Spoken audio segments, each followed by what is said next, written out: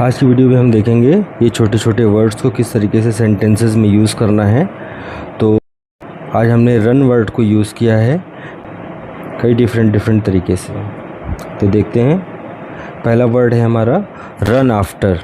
तो run after को हम लोग बोलते हैं पीछा करना। रन आफ्टर का मतलब होता है पीछा करना। तो हम लोग रन को रैन बोलते हैं। तो जब इसको हम भूतकाल में जब इसको यूज़ करेंगे पास्ट में तो उसको रैन कर देंगे, रन रैन।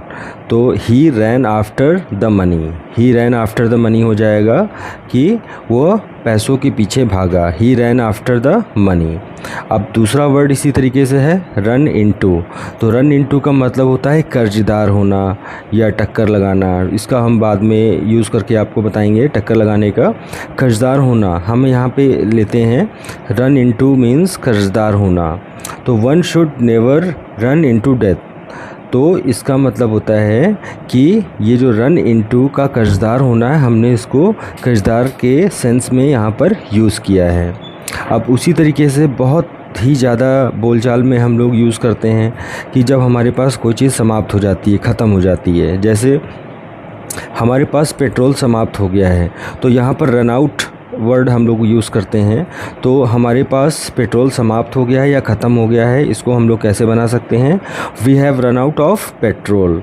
तो कोई भी चीज़ जब ख़त्म हो जाती है, समाप्त हो जाती है, तो उसको हम लोग रन आउट करके यूज़ करते हैं। उसी तरीके से दूसरा सेंटेंस है हमारे पास पैसे ख़त्म हो गए हैं। नॉर्मली हम लोग बोलते हैं जनरल भाषा में कि हमारे पास पैसे ख़त्म हो गए हैं, हमारे पास पैसे समाप्त हो गए हैं, हमारे पास चीनी ख़त्म हो गई है। तो इस तरीके की जो चीज़ समाप्त हो जाना या ख़त्म हो जाना का हम लोग यूज़ करते हैं, उसमें रन आउट का यूज़ करते हैं। तो देखिए कैसे हमने यहाँ पर यूज़ किया है, हमारे पास पैसे ख़त्म हो गए हैं, we have run out of money.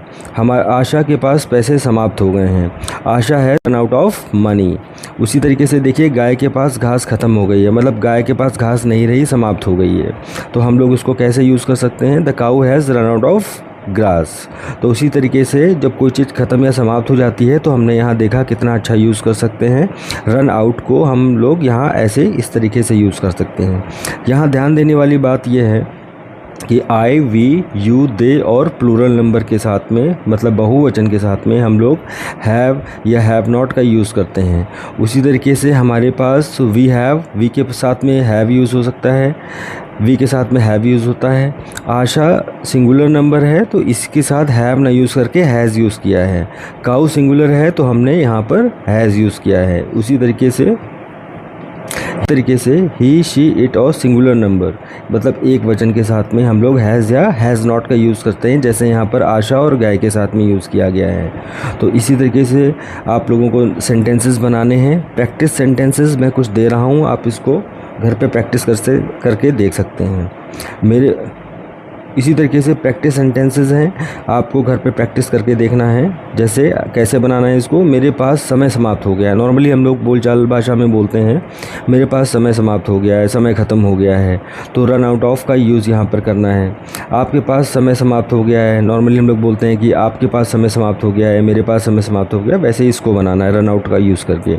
Mummy के पास नमक ख़त्म हो गया। नॉर्मली महिलाएँ किचन में वर्क करती हैं तो कभी बोलती हैं चीनी ख़त्म हो गया है, कभी बोलते हैं कि नमक ख़त्म हो गया है। तो वहाँ पर भी रन आउट का यूज़ हम लोग को करना है। मेरा फ़ोन का बैलेंस समाप्त हो गया है, बहुत ही जनरल सेंटेंस है कि मेरे फ़ोन का बैलेंस समाप्त हो गया है, तो वहाँ पर भी हम लोग रन आउट का यूज़ करेंगे।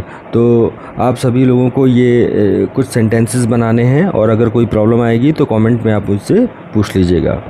Thank you.